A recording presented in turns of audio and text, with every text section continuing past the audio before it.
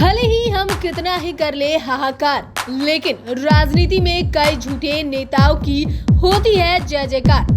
जैसे ही आते हैं चुनाव करीब तो इन नेताओं को याद आता है गरीब। दरअसल भले ही यह शायरी सुनकर कई नेताओं को मिर्ची लगे, लेकिन इस सच्चाई को कोई नहीं बदल सकता है कि कई नेताओं की चुनाव के दौरान जनता को झांसा में लेने की आदत है और एक बार सत्ता हाथ में आ गई तो फिर उनके लिए जनता की समस्याओं का कोई महत्व नहीं रह जाता है। वैसे आज हमारी चर्चा का केंद्र बिहार के शिक्षा मंत्री चंद्रशेखर हैं, जो पदभार ग्रहण करते ही कभी अपने विवादित बयानों को तो कभी ऐलानों की वजह से सुर्खियों में रहे। हालांकि आज भी वह बड़े बड़े वादे करते हुए नजर आते हैं, लेकिन 90,000 सरकारी विद्यालय में नियमित कक्षा संचालन का संकल्प लिया है। लेकिन कहते हैं कि जिनके हाथों में है पूरे राज्य की शिक्षा की जिम्मेदारी, उनका अपना स्कूल ही झेल रहा है संसाधन की कमी की लाचारी। दरअसल यह सुनकर भले ही आपको आश्चर्य हो, लेकिन हकीकत यही है कि जिस स्कूल के शिक्षा समिति के अध्यक्ष शिक्षा मंत्री हो वह स्कूल बदहाल है। वैसे हम चर्चा करने जा रहे हैं मधेपुरा विधानसभा के राजकृत पारसमणि उच्चतर माध्यमिक विद्यालय बभनी की। यह विद्यालय आज भी मूलभूत सुविधाओं से वंचित है।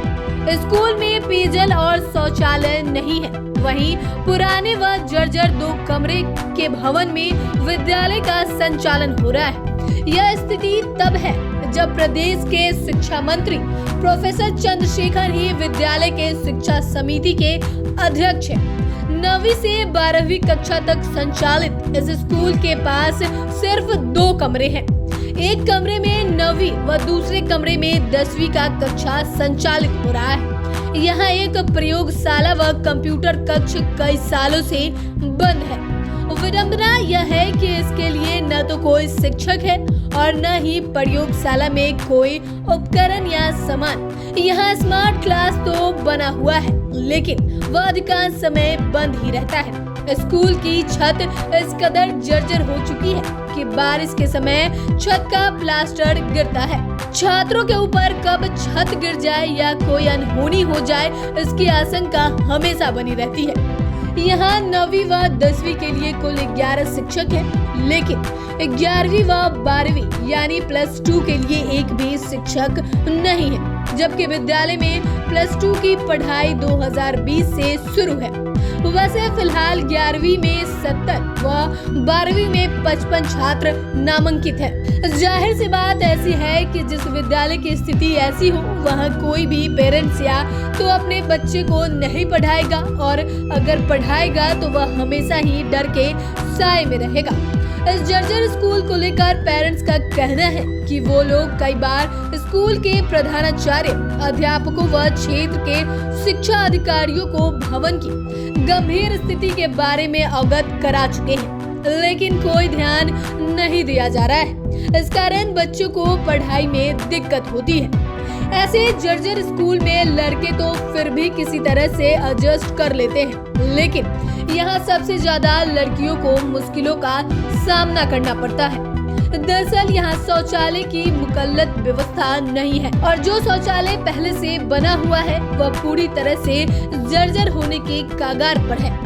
ऐसे में इमरजेंसी के समय सबसे ज्यादा परेशानी लड़कियों को होती है। लड़कियों का कहना है कि ऐसी स्थिति में छुट्टी लेकर घर जाना पड़ता है। हालांकि नया शौचालय बनाया जा रहा है। इसके साथ ही स्कूल के स्टूडेंट को पीने के लिए शुद्ध पानी भी उपलब्ध नहीं है। वैसे इस मामले में विद्यालय के प्रधानाध्यापक प्रदीप कुमार का कहना है कि विद्यालय का भवन पूरी तरह जर्जर हो गया है और जर्जर भवन के कारण छात्र भी नहीं आते हैं। उन्होंने कहा कि इसको लेकर कई बार जनप्रतिनिधियों व वरीय अधिकारी को पत्र लिखा जा चुका है, लेकिन इस पर कोई ध्यान नहीं दे रहा है। जबकि स्थानीय विधायक सह शिक्षा मंत्री विद्यालय शिक्षा समिति के अध्यक्ष हैं। वही क्षेत्र के डीईओ जयशंकर प्रसाद ठाकुर ने कहा कि विद्यालय में भवन निर्माण के लिए बजट का प्रस्ताव विभाग को भेज दिया गया है और फंड का आवंटन होते ही निर्माण कराया जाएगा।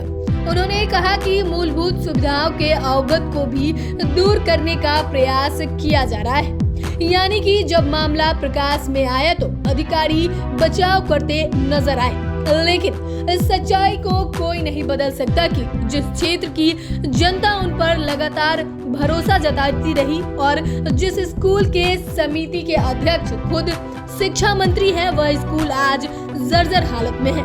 तो फिलहाल के लिए इतना ही। आप इस खबर को लेकर क्या सोचते हैं, हमें कमेंट का जरूर बताएं। साथ ही चैनल को सब्सक्राइब करें, फेसबुक पेज को लाइक करें। वीडियो देखने के लिए आपका धन्यवाद।